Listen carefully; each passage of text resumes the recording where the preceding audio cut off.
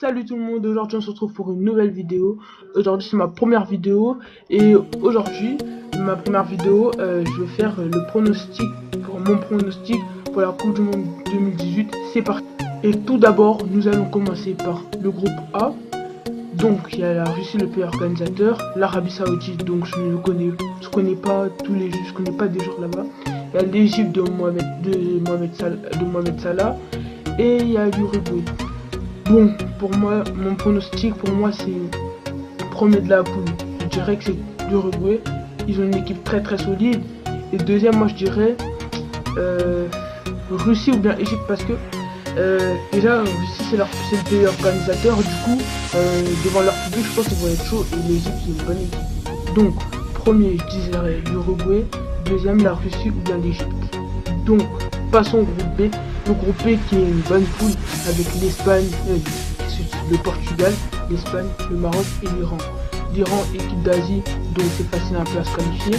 Maroc, équipe d'Afrique, qui est une très très bonne équipe, mais ça fait 15 ans, je ne sais plus, qui ne se plus aller en Coupe du Monde. Espagne, très bonne équipe.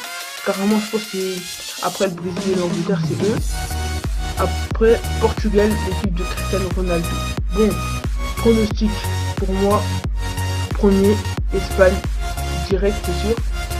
Et pour moi, deuxième, c'est Maroc. Parce que le Portugal, ils ont des bons joueurs, mais le Maroc, ils ont un très bon. Maintenant, la poule C qui est la poule de la France.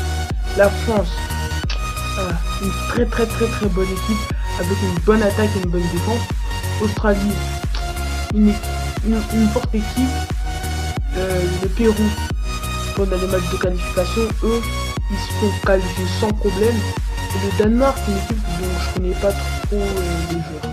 Donc pour moi, premier, c'est la France. Sans pression, je dis la France. Deuxième, pour moi, c'est l'Australie. Bon, maintenant le groupe D. Bon, il y a l'Argentine, l'Islande, la Croatie et le Nigeria. Déjà, l'Argentine de Lionel Messi, ils peuvent faire un gros travail. L'Islande, une équipe pas trop connue mais qui s'est fait connaître à l'Euro 2016. Maintenant la Croatie, une bonne équipe. Et le Nigeria, une équipe d'Afrique très solide qui pourrait aller en huitième de finale. Bon, pour moi, premier, je dis l'Argentine. Deuxième, ça se joue entre l'Islande et le Nigeria. Maintenant, passons à la poule E, la poule du Brésil, la Suisse, le Costa Rica et la Serbie. Pour moi, le Brésil, ils sont premiers parce que il y a Pelé, etc. qui ont joué là-bas. Et Neymar, il peut faire une grosse différence avec une équipe. Et pour moi, eux, c'est l'âge des ballons. Après, deuxième, je mettrai la Suisse. Bon, maintenant, passons à la poule F.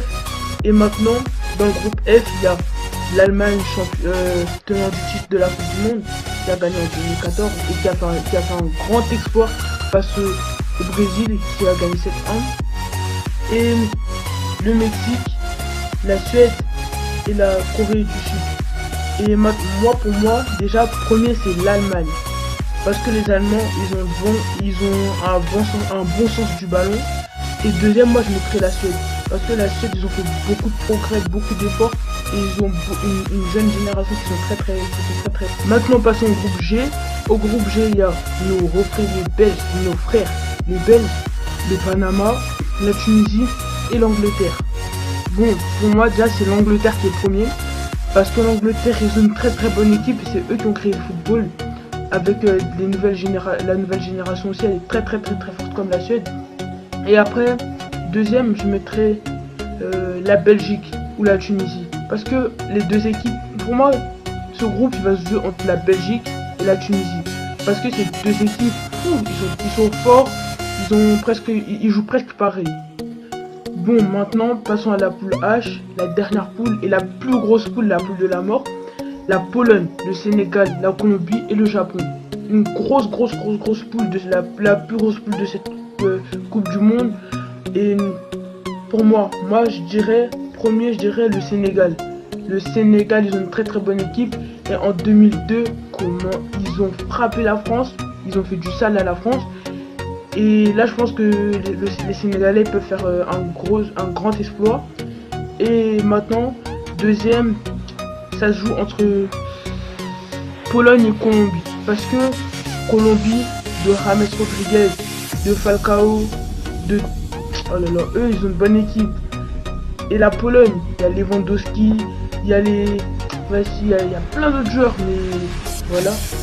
La Pologne aussi, ils peuvent être deuxième. Mais moi, je dis plus que c'est la Colombie qui va être deuxième. Bon les amis, c'est la fin de cette vidéo. N'hésitez pas à vous abonner, à liker et à partager. Et à plus pour une nouvelle vidéo. Allez, au revoir les potes.